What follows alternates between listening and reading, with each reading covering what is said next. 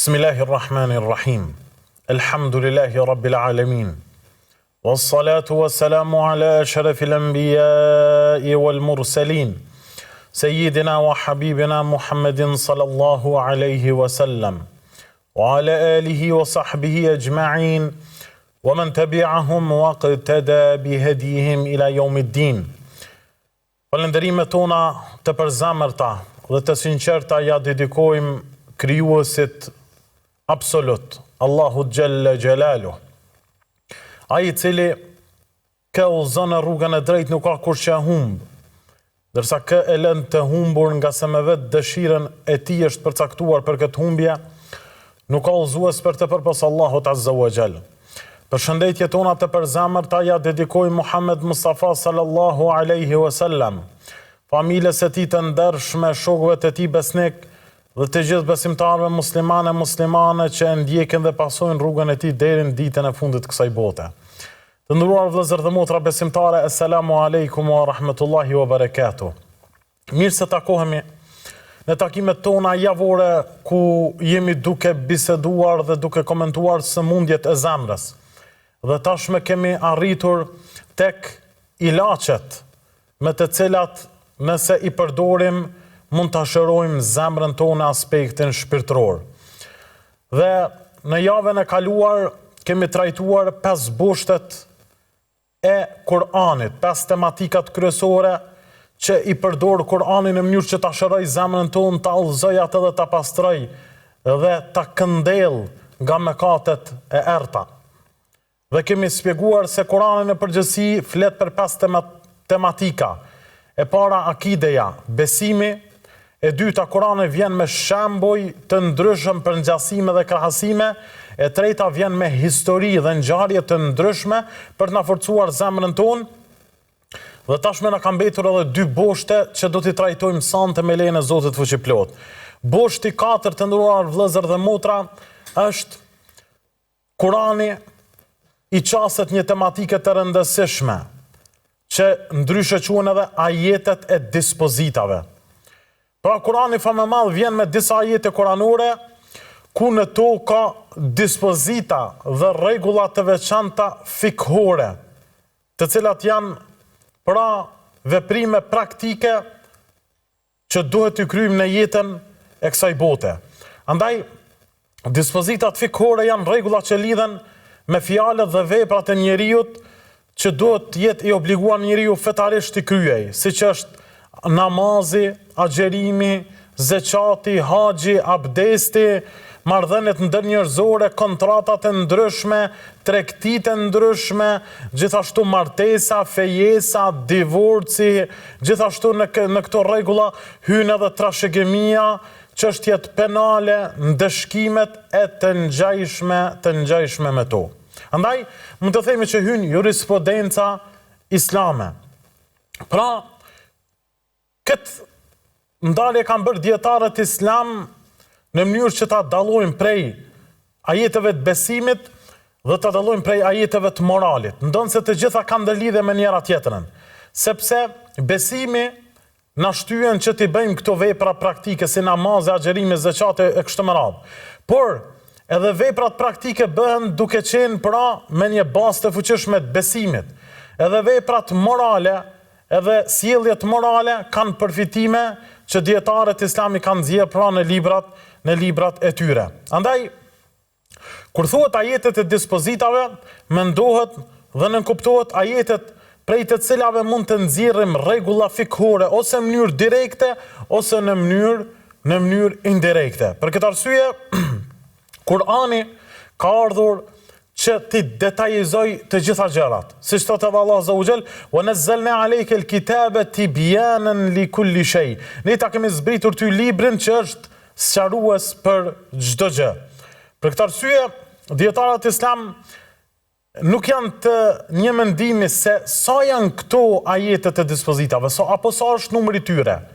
Andaj janë ndarë edhe në 2 mendime. Mendimi i parë thonë se Kurani i përfshin ajetet e dispozitave 150, 200 e deri kanë shkuar deri në 500 ajete që flasin për dispozita fikhore. Ky mendim i parë. Gjithashtu, është edhe një mendim tjetër, ku thot se ajetet e dispozitave nuk janë të përcaktuara, sepse në çdo ajet, qoftë edhe i besimit, qoftë edhe i moralit, qoftë edhe në për histori dhe rrëfime të ndryshme kuranore, kemi mundësi pra me nxjerr dispozita fikhore. Andaj, numri ajeteve të dispozitave nuk është i kufizuar dhe Allah alem kjo ndoshta është edhe si mendim më i sakt, për arsye se Kurani është i zhytur në margaritar dhe në perla të ndryshme, andaj është një det dhe oqean i pashtërshëm i kuptimeve, i nxjerrjes së rregullave që kanë të bëjnë me Islamin. Andaj, të nderuar vëllezër dhe motra, ne nuk dëshirojmë që ta zgjerojmë këtë temë, por do të futemi shpejt në disa shembuj në Kur'anin famë madh për t'ju treguar se si dietarët kanë nxjerrur dispozita të ndryshme në raport me këto ajete që kanë ardhur, që quhen ndryshe si ajetet e dispozitave. Për shembull, Aliu radiallahu anhu dhe Ibn Abasi, kur i kanë bashkuar dy ajete kuranore, siç është wa hamluhu wa fisaluhu 30 shahra wa fisaluhu fi amain, pra sa i përket shtatzanis dhe gjithënjes, Allah Azza wa Jall thot, dhe shtatzania dhe gjithënja saj është përgjithsisht 30 muaj në surën Ahqaf. 30 muaj. Andaj shtatzania dhe gjithënja bashkë janë 30 muaj. Ndërsa gjithënja është vetëm 24 muaj. Vetëm gjithënja është 24 muaj. Sa po mbesin? Po mbesin 6 muaj. Kanë thënë Aliu dhe Ibn Abasi që pra muajt më të pakt që ka mundësi gruaja pra të jetë shtatzën është 6 muaj. Pra afati më i shkurtër i shtatzanis është 6 muaj. Prej këtyre ajeteve kuranore kanë nxjerrur këtë dispozit. Ja vlen të cekim se prej librave të rëndësishme që muslimanë dhe muslimane mund të mësoj pra në ajetet që kanë të bëjnë me ajetet e dispozitave, është për shembull Ahkamul Quran Imam El-Jassas, që është prej të hershmeve të mëdhëbit Hanefi. Gjithashtu libri Ahkam el-Quran të Ibn al-Arabi. Gjithashtu libri El-Jami al-Ahkam El-Quran të Imam El-Qurtubiut mufesirit e njohur. Gjithashtu Neilul Maram të Sadiq Hasan Khanit. Gjithashtu Rawaiul Bayan të Muhammad Ali As-Sabuni, që është prej bashkëkorëve e librat e tjerë të cilët flasin për ajetet e dispozitave. Prej shembujve të tjerë të nderuar vëllezër dhe motra besimtare, që mund ta cekim si përfitim në ajetet kuranore, është për shembull fjala e Allahut subhanahu wa taala në surën El-Baqara, ku Allah Azza wa Jall përmend ajetet e agjerimit, thot faman kana minkum maridan aw ala safarin fa iddatun min ayamin ukhar. Kush është për jush i sëmur apo në udhtim, atëherë le të agjeroj më vonë, po agjdet sa i ka humbur, pra le të agjeroj në ditë të tjera. Dhe dietarët islam kanë nxjerrur dispozita të ndryshme sa i përket këtij ajeti kuranor. Çështja e parë për shembull, kanë diskutuar në këtë ajet kuranor për kompenzimin e agjerimit për atë që ka qenë pandjenja. Personi i cili ka qenë pandjenja, nëse zgjohet, a duhet ta kompenzoj agjerimin e asaj që i ka humbur apo nuk duhet ta kompenzoj? Këtë ndëruar vëllezër pra kanë polemizuar dietarët islam. Imam Nawawi thot, ai që është pandjenja nuk e ka obligim agjerimin gjatë kohës sa është në atë gjendje, për këtë nuk ka mos pajtim. Pra, sa është në gjendje kome ose pandjenja, nuk e ka obligim agjerimin. Por puna është, çështja është a duhet ta kompenzoj agjerimin pasi që të zgjohet. Dhe këtu kemi dy mendime të dietarëve islam. Mendimi i parë thotë se duhet ta kompenzoj. Sipas shumicës së dietarëve, ai që është pandjenja, në momentin që zgjohet, duhet ta kompenzoj ditën e humbur të agjerimit. Dhe ky është mendimi shumicës dërmuese të dietarëve prej Hanefive, Malikive, Shafive dhe një mendim që është bajagi i saktë tek mëdhëbi Hambeli. Kurse mendimi i dytë thotë nuk duhet ta kompenzoj. Personi i cili ka qenë në kohë mos e ka qenë i ka rënë të fiket, nuk do ta kompenzoj agjerimin. Cilat janë argumentet e dy palëve? Argumentet e mendimit të parë që duhet ta kompenzoj është fjala e Allahut, "Faman kana minkum maridan aw ala safarin fa iddatu min ayamin ukhar." Kush është për juve i semur apo në udhtim, le ta xherojë në ditë të tjera. Ata i cili kanë rënë pa ndjenja, e kanë vendosur dhe kanë krahasuar me njeriu në semur. Pra, i merr dispozitat e të semurit, që Allah Azza wa Jalla përmend në Kur'an, fa kush është i semur ose në udhtim, le ta xherojë në ditë të tjera. Andaj, ati që i kanë rënë të fikt, e kanë vendosur dhe kanë krahasuar me të semurin, dhe i semuri duhet ta kompenzojë pra në ditët e tjera. Për këtë arsye, rënja të fikt dikuj i ngjan më shumë gjumit se sa çmendurisë. Kurse mendimi i dytë i dietarëve kanë argumentuar se nuk ka kompenzim. Për çfarë arsye? Sepse kanë thënë të fiktit zakonisht i ngjan, pra e kanë krahasuar me çmendurinë. Dhe personi i cili është i çmendur nuk obligohet. Personi i cili është i çmendur nuk obligohet. Andaj e kanë përgjasuar me çmendurinë dhe si rezultat kanë thënë se nuk ka mundësi, pra nuk ka mundësi që ose nuk duhet që ta kompenzoj. Gjithashtu ata e krahasuan me namaz. Nëse personi pa ndjenja nuk e kompenzon namazin, atëherë sipas tyre nuk duhet ta kompenzoj as agjerimin. Pra në qoftë se personi pa ndjenja nuk e kompenzon namazin, atëherë personi i tillë nuk do ta kompenzojë edhe agjerimin. Mirë po, dietarët e mëdhëbet e parë kanë përgjigjur duke thënë se ky krahasim nuk është i fortë, sepse gjendja pa ndjenja nuk është sikurse çmenduria. Çmenduria e largon plotësisht arsyeën dhe përgjegjësinë, ndërsa të fiktit, domethënë zakonisht është gjendje e përkohshme ku ti nuk di se çfarë po ndodh, por në momentin që këndellësh, atëherë e din se çfarë ndodh, andaj duhet ta kompenzosh pra agjerimin. Andaj Allahu alem, mirë po mendimi më i fortë është se personi që ka qenë pa ndjenja dhe me pas gjohet, duhet t'i kompenzoj ditët e humbura të Ramazanit që i kanë kaluar, pra Allah e di më së miri. Gjithashtu të nderuar vëllezër dhe motra besimtare, çështja e dytë që dietarët e kanë diskutuar përmes këtij ajeti është ai person e cili udhton, a duhet ta prish agjerimin. Imam Nawawi ka thënë se udhëtari e prish agjerimin, ai duhet ta kompenzoj atë ditë më vonë dhe nuk ka fidje.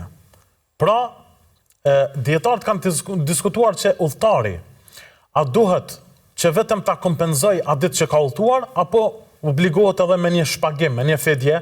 Këtu kemi pra mendime të ndryshme të dietarëve islam. Një pjesë kanë thënë që vetëm e kompenzon dhe nuk ka fidje, kurse mendimi i dytë thotë që përveç që e kompenzon edhe duhet të jap një lloj shpagimi apo fidje.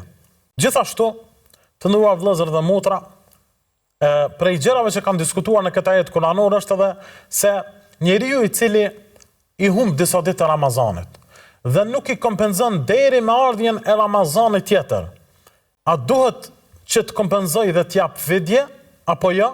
Edhe këtu ka dy mendime. Mendimi i parë ka vetëm kompenzim sipas hanefive.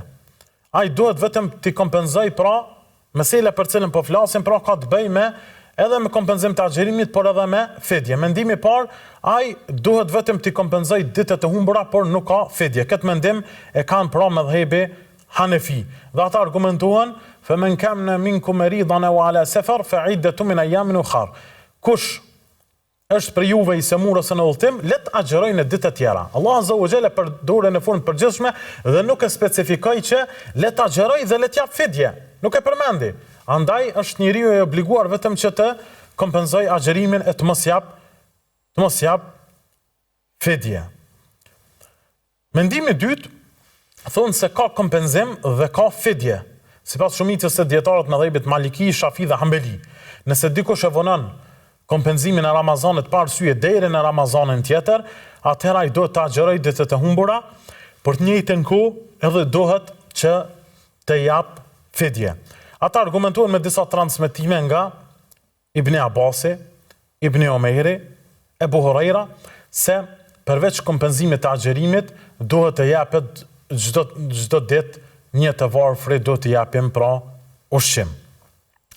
Cila shkaku i mospajtimit? Shkaku i mospajtimit të këtyre dietarëve që i kanë nxjerrë këto dispozita nga ajetet e dispozitave, nga ajetet kuranore, është se është bërë diskutime se a mund të bëhet analogji në çështjet e fedjes dhe kefaretit. Ata që nuk e lejojnë këtë analogji thanë, nuk ka fedje sepse ajeti ka përmendur vetëm kompenzimin e agjerimit. Ndërsa ata që e lejojnë analogjin thanë ka fedje sepse ai e ka neglizhuar shenjtrinë e agjerimit duke e vonuar kompenzimin pa arsye. Duke vonuar pra kompenzimin pa asnjë arsye, andaj edhe duhet të jap fidje. Por wallahu alem, Allah azza wa jalla në Kur'an nuk e cek që duhet japim fidje, andaj mbetet vetëm kompenzimi i ditëve të agjëruara. Gjithashtu, Shekhu Themini ka thënë se kuptimi dukshëm i Kuranit tregon se nuk obligohet ushqimi të varfërit bashkë me kompenzimin e agjerimit, sepse Allahu kur e ka obliguar për atë që është në udhëtim, e ka obliguar vetëm ai i cili nuk ka mundësi me agjeru. Pra dhe duhet të agjeroj në ditët e tjera dhe nuk e ka cekur fidjen. Andaj mund të merret si rekomandim, por ju si detyrim ajo që kanë bërë disa prej sahabëve të pejgamberit sallallahu alaihi wasallam. Andaj këtu dhe shumë rregullat e tjera i kanë nxjerrur dietarët në Kur'an si rregulla fikore që ndryshe pastaj i kanë quajtur si ajetet e dispozitave. Të nderuar vëllezër dhe motra, bushti i pestë ose tematika e pestë e Kuranit famëmall është rregullat morale dhe rregullat e sjelljes. Allah azza wa jall në shumë prej ajeteve kuranore na sqaron rregullat moralit, rregullat të sjelljes me njerëzit, rregullat të sjelljes me shoqërinë, rregullat të sjelljes me komshiun, rregullat të sjelljes në nivel shtetëror e kështu me radhë.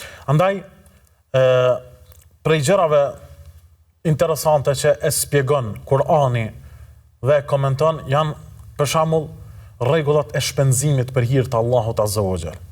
Thot Allah azza wa jall: "Wa mathalu alladhina yunfiquna amwalahum ibtigha'a mardati Allahi wa tathbita min anfusihim kamathali jannatin bi rabwatin asabaha wabilun fa'atat ukulaha dhi'fayn fa in lam yusibha wabilun fatal." Shembulli atyre që shpenzojnë pasurinë për të kërkuar kënaqësinë e Allahut azza wa jall është sikur se shembulli i një kopshti, një xheneti në një vend të lartë, të cilin e godet shiu i madh dhe pastaj jep frytet dyfish. Pra, ky ajet kuranor na mëson që shpenzimi në rrugën e Allahut azza wa jall dhe kërkimi i kënaqësisë së tij na sjell bereqet dyfish, edhe të mira dyfish në qoftë se ne e përmirësojmë jetën dhe japim vetëm për kënaqësinë e Allahut subhanahu wa ta'ala. Gjithashtu, prej rregullave tjera morale, të cilat i përmend Zoti, është kthimi i së keqes me të mirë. Thot Allah azza wa jall: "Wala tastawi al-hasanatu wala as-sayyi'atu idfa' billati hiya ahsan, fa idha alladhi baynaka wa baynahu 'adawatun ka'annahu waliyyun hamim." Nuk janë të barabarta e mira me keqja. Largoje të keqen me atë që është më e mirë. Atëherë ai që kishte armiqësi mes teje dhe tij do të bëhet sikur se të ishte mik i afërt.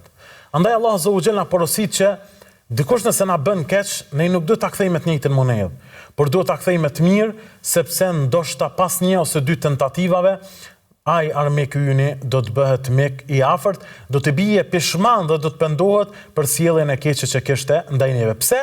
Sepse mirësia jon e shkatërron egërsinë e tij. Mirësia jon e shkatërron arrogancën dhe mendjemallsinë e tij.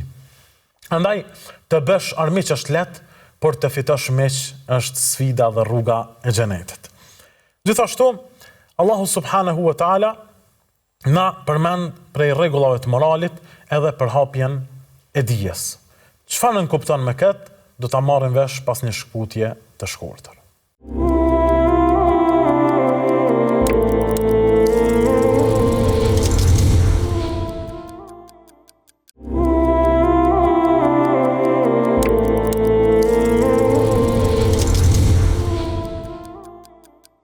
Bismillahirrahmanirrahim. Të nderuar vëllezër dhe motra besimtare, Allah Azza wa Jall ka përdorur ajete kuranore me të cilat dietarët e Islam kanë nxjerrur rregulla morale, etike për ta përmirësuar akhlakun dhe moralin ton. Prej këtyre ajeteve kuranore që na mëson për hapjen e diturisë është ajeti kuranor ku thot Allah Azza wa Jall: وَإِذْ أَخَذَ اللَّهُ مِيثَاقَ الَّذِينَ أُوتُوا الْكِتَابَ لَتُبَيِّنُنَّهُ لِلنَّاسِ وَلَا تَكْتُمُونَهُ. Kur Allah mori besën prej atyre që ju ka dhënë libri, ju do t'u asqaroni njerëzve dijen dhe nuk do t'u amshefni atë.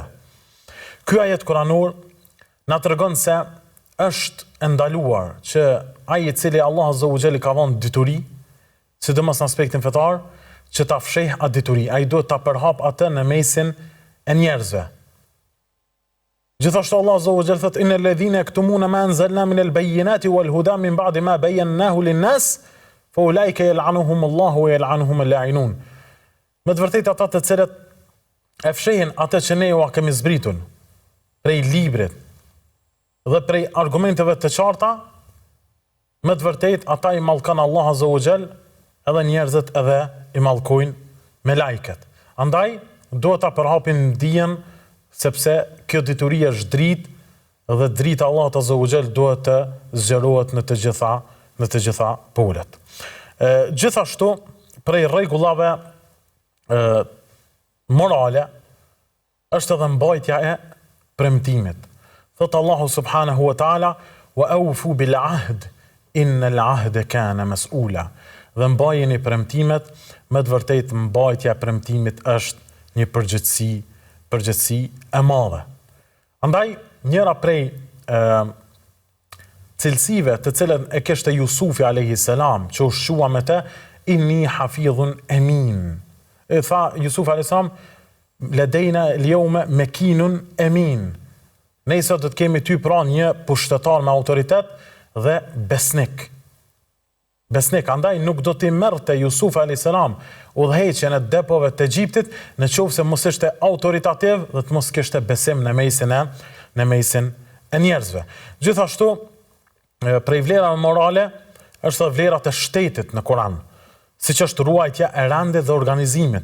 Thot Allahu Azza wa Jall: "Walau radduhu ila ar-rasuli wa ila ulil amri minhum la'alimahu alladhina yastanbitunahu minhum." Sikur ta kthenin atë çështje te i dërguari dhe te përgjegjësit e tyre, që janë edhe dietarët edhe qeveritarët, do të dinin ata që janë të aftë ta kuptojnë. Pra, do ta dinin ata që janë të aftë ta kuptojnë. Andaj, kjo tregon se çështje të rëndësishme për popullin është mirë të kthehen tek njerëzit meritor, prej dietarëve ose tek ata të cilët janë përgjegjës prej qeveritarëve. Për këtë arsye, transmeton Jabir ibn Abdullah radhiyallahu anhu thot: "Dolëm një udhtim, njëri prej nesh i ra një gur dhe ja çau kokën. Pastaj ai u bë xhunub dhe në xhum. Dhe kur u zgjua i pyeti shokët e vet: "Çfarë të bëj? A më gjeni mua ndonjë lehtësim për të marrë tejmum e të mos lagëm sepse është rrezik?" Ata i thanë shokët e tij: "Ne nuk gjejmë ndonjë lehtësim për ty." Çfarë bëri ai person? Ai tha e përdori ujin dhe u la me të, pastaj përmes atij uji edhe vdiq. Kur kthyem te pejgamberi sallallahu alaihi wasallam dhe ja treguam gjallën, ai tha: "Qateluhu qatalahumullah." E vran Allahu i vraft. Pse nuk pyeten kur nuk dinin? Shërimi i diturisë është pyetja. Shërimi i diturisë është pyetja. Pra atij do të mjaftonte që të merrte tejmum, të vendosën një copë pelhurë mbi plagën e tij, pastaj ta fshinte mbi të dhe të lante pjesën tjetër të trupit. Andaj se rezultati mos diturisë, njeriu u mbyt. Për këtë arsye pra duhet që të jemi të vëmendshëm, vigjilent dhe të ruhemi të mos japim fetva pa dituri. Gjithashtu, prej virtyteve morale të cekura në tematikat kuranore është edhe përgatitja dhe mbrojtja.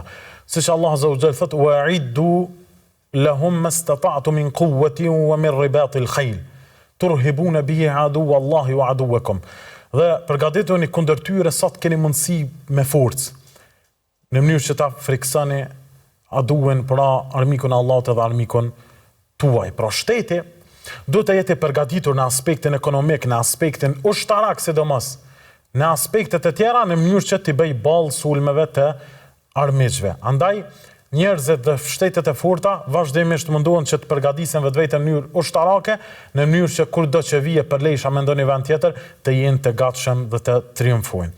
Gjithashtu prej rregullave kuranore që shpreh moral është largimi nga padrejtësia dhe korrupsioni. Thot Allahu: "Wala tufsidu fil ardi ba'da islahiha." Dhe ju mos bëni çrregullim në tokë pasi që Allahu e ka lënë të paqë, e ka krijuar të paqë tokën. Gjithashtu prej mësimeve të tjera është edhe drejtësia dhe konsultimi, ku Allah Azza wa Jalla ka urdhëruar pejgamberin e selam duke thënë: "Washawirhum fil amr." Ti Muhammed konsultohu me ta. Dhe pejgamberi e selam është konsultuar me ta në betejat të ndryshme, sikurse në betejën e Bedrit, në betejën e Hendekut, dhe në betejat e tjera, në mënyrë që kur janë 2 ose 3 mendje, atë rezultati del më produktiv. Gjithashtu prej rregullave morale është edhe ruajtja pasurisë publike dhe ndalimi i padrejtësisë financiare. Thot Allah Azza wa Jall: "Wala ta'kulu amwalakum bainakum bil batil." Dhe ju mos e hani me padrejtësi pasurinë e njëri tjetrit. Gjithashtu prej rregullave tjera pra është edhe përmbushja e marrëveshjeve, siç Allah Azza wa Jall thot: "Ya ayyuhalladhina amanu awfu bil uqud." O ju që keni besuar, përmbushni marrëveshjet tuaja. Dhe pejgamberi sa ka thënë: "El muslimuna ala shurutihim." Muslimanët janë në marrëveshjet e tyre, në kontratat e tyre. Fatkeqësisht një pjesë e madhe e muslimanëve sot i thejnë marrëveshjet e tyre, i thejnë kontratat e tyre, janë të pabes, andaj edhe ka humbur besimi, andaj edhe ka çrregullime të shumta, ka prishje dhe armiqësi të shumta, andaj Allah na ruajt ka dhe arrin deri tek vrasjet si rezultati mos mbajtjes e premtimeve, humbjes së borxhit, e humbjes së shumë pra të drejtave të cilat muslimanët i shkelin mes njëri tjetrit. Të gjitha këtu, të nderuar vëllezër, Kurani fa më madh i cek duke u munduar që si lloj tematike të morale, duke dhënë rregulla morale për ta ruajtur pasurinë, për ta respektuar njëri tjetrin, për ta ruajtur shtetin, për ta forcuar vetveten dhe shtetin, gjithashtu për të mos e shkel mexhen e dikujt tjetër, e gjërat të ngjashme me to, Kurani na vjen me boshtën e 5 që janë rregullat dhe vlerat morale. Andaj këto 5 boshte përqendrohet Kurani fa më madh. Akideja, besimi për ta forcuar tek njerëzit, e dyta, historitë e ngjarjet për ta forcuar zemrën tonë, e tërë dhe për të marrë yrnek dhe muster, e treta vjen me shembuj dhe krahasime dhe përngjasime të ndryshme, e katërta vjen me dispozita dhe ajete kuranore, dhe e pesta, pra të nderuar vëllezër dhe motra, vjen me rregulla morale, ku një pjesë e madhe e dispozitave kuranore dhe ajeteve kuranore kanë të bëjnë me moral, akhlak, sjellje e të ngjashme me to.